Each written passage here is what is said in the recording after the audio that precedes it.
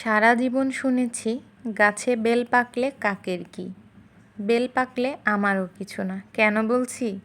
যখন বেলটি কিনেছিলাম লোকটি বলছিল খুব ভালো হবে গাছ পাকা, কিন্তু ভাঙার পরে এত বেশি শক্ত ছিল যে এটিকে কোনোভাবে উঠানো যাচ্ছিল না।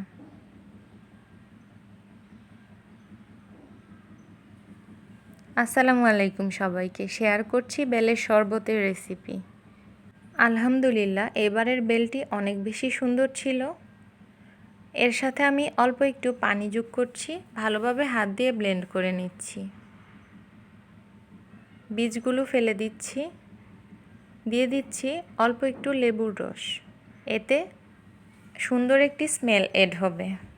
দিচ্ছি অল্প একটু নুন, 1 টেবিল চা চামচ চিনি। যেহেতু বেলটি পাকা এবং সুমিষ্ট ছিল, এর জন্য চিনি বেশি একটা লাগেনি।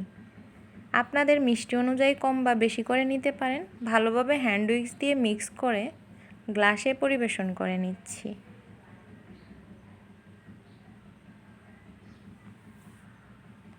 আলহামদুলিল্লাহ, এটি খেতে অনেক বেশি মজা হয়েছিল।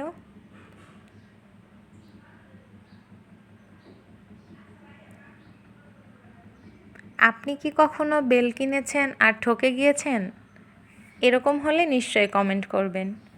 আপনার একটি কমেন্ট অথবা লাইক আমাকে পরবর্তী ভিডিও বানাতে অনেক বেশি উৎসাহ প্রদান করে। ভিডিওটি ভালো লাগলে পেজটি ফলো করতে পারেন। যারা অলরেডি ফলো করেছেন তাদেরকে অসংখ্য ধন্যবাদ। আপনার কোনো মতামত থাকলে কমেন্ট বক্সে জানাতে ভুলবেন না।